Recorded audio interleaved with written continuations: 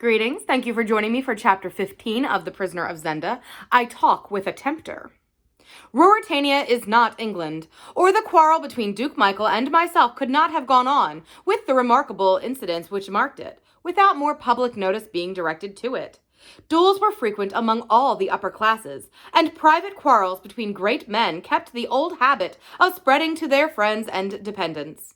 Nevertheless, after the affray which I have just related, such reports began to circulate that I felt it necessary to be on my guard. The death of the gentlemen involved could not be hidden from their relatives. I issued a stern order declaring that dueling had attained unprecedented license. The Chancellor drew up the document for me, and very well he did it, and forbidding it save in the gravest cases. I sent a public and stately apology to Michael, and he returned a deferential and courteous reply to me. For our one point of union was, and it underlay all our differences and induced an unwilling harmony between our actions, that we could neither of us afford to throw our cards on the table. He, as well as I, was a play actor, and hating one another, we combined to dupe public opinion. Unfortunately, however, the necessity for concealment involved the necessity of delay. The king might die in his prison, or even be spirited off somewhere else. It could not be helped. For a little while, I was compelled to observe a truce, and my only consolation was that Flavia most warmly approved of my edict against dueling. And when I expressed delight at having won her favor, prayed me, if her favor were any motive to me, to prohibit the practice altogether.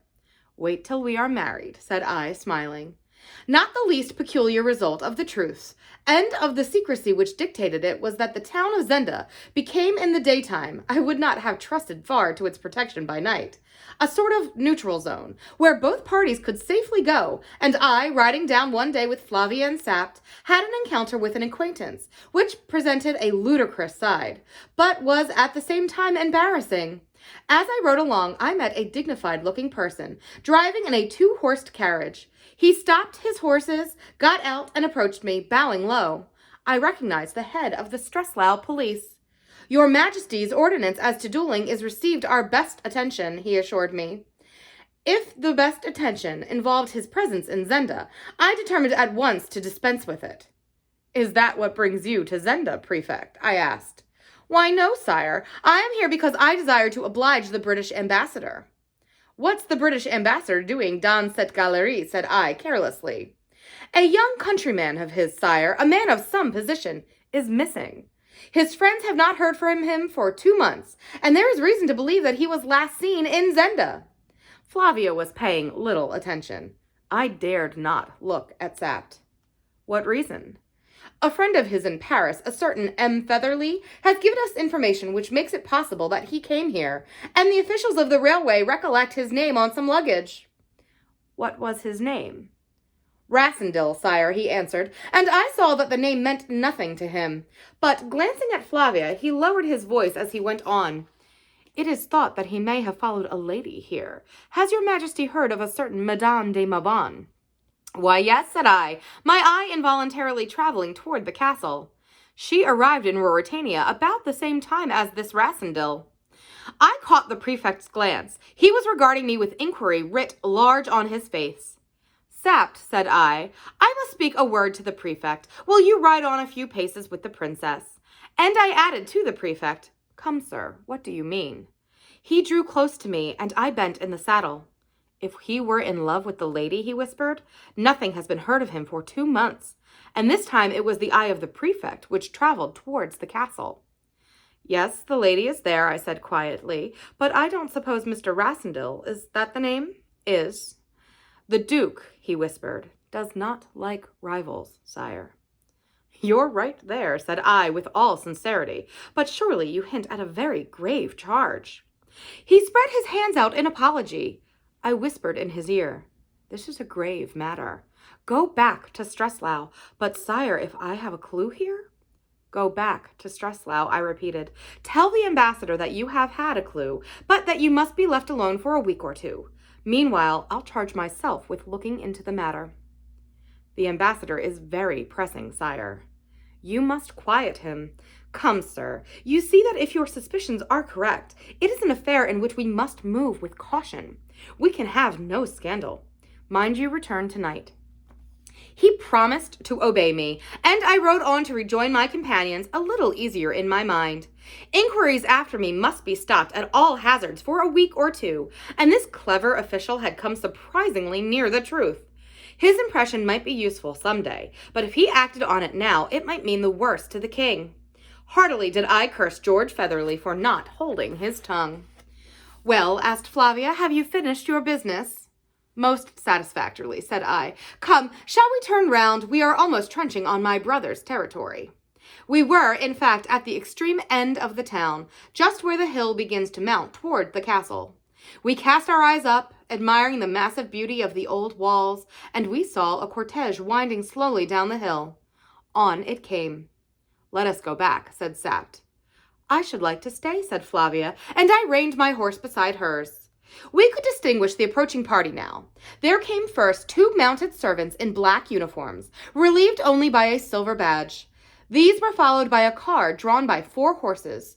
On it, under a heavy pall, lay a coffin. Behind it rode a man in plain black clothes, carrying his hat in his hand. Sapt uncovered, and we stood waiting, Flavia keeping by me and laying her hand on my arm. It is one of the gentlemen killed in the quarrel, I expect, she said. I beckoned to a groom. Ride and ask whom they escort, I ordered. He rode up to the servants, and I saw him pass on to the gentleman who rode behind. It's Rupert of Hensall, whispered Sapt. Rupert it was, and directly afterwards, waving to the procession to stand still, Rupert trotted up to me. He was in a frock coat, tightly buttoned, and trousers. He wore an aspect of sadness, and he bowed with profound respect. Yet suddenly he smiled, and I smiled too, for old Sap's hand lay in his left breast pocket, and Rupert and I guessed what lay in the hand inside that pocket. Your Majesty asks whom we escort, said Rupert. It is my dear friend, Albert of Lauengram. Sir, said I, no one regrets the unfortunate affair more than I. My ordinance, which I mean to have obeyed, is witness to it. Poor fellow, said Flavia softly, and I saw Rupert's eyes flash at her. Whereat I grew red, for if I had my way, Rupert Hensall would not have defiled her by so much as a glance. Yet he did it, and dared to let admiration be seen in his look. Your Majesty's words are gracious, he said. I grieve for my friend. Yet, sire, others must soon lie as he lies now. It is a thing we all do well to remember, my lord, I rejoined. Even kings, sire, said Rupert, in a moralizing tone, and old Sapt swore softly by my side. It is true, said I. How fares my brother, my lord? He is better, sire. I am rejoiced. He hopes soon to leave for Streslau when his health is secured. He is only convalescent then. There remain 1 or 2 small troubles, answered the insolent fellow in the mildest tone in the world. Express my earnest hope, said Flavia, that they may soon cease to trouble him. Your Royal Highness's wish is humbly my own, said Rupert, with a bold glance that brought a flush to Flavia's cheek. I bowed, and Rupert, bowing lower, backed his horse and signed to his party to proceed. With a sudden impulse, I rode after him. He turned swiftly, fearing that, even in the presence of the dead and before a lady's eyes, I meant him mischief. You fought as a brave man the other night, I said. Come, you are young, sir. If you will deliver your prisoner alive to me, you shall come to no hurt. He looked at me with a mocking smile, but suddenly he rode nearer to me. I'm unarmed, he said, and our old Sapt there could pick me off in a minute. I'm not afraid, said I. No, curse you, he answered. Look here, I made you a proposal from the Duke once. I'll hear nothing from Black Michael, said I. Then hear one from me. He lowered his voice to a whisper. Attack the castle boldly. Let Sapt and Tarlenheim lead. Go on, said I.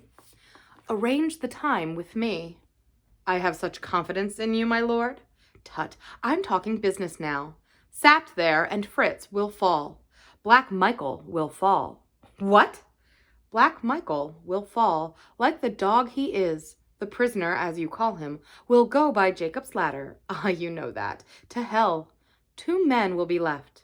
I, Rupert Hensall, and you, the king of Ruritania.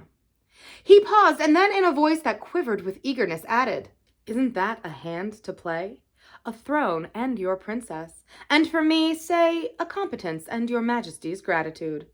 "Surely," I exclaimed, "while you're above ground, hell wants its master."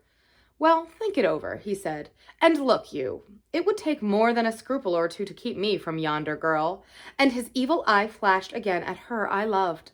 "Get out of my reach," said I, and yet in a moment I began to laugh for the very audacity of it. "Would you turn against your master?" I asked.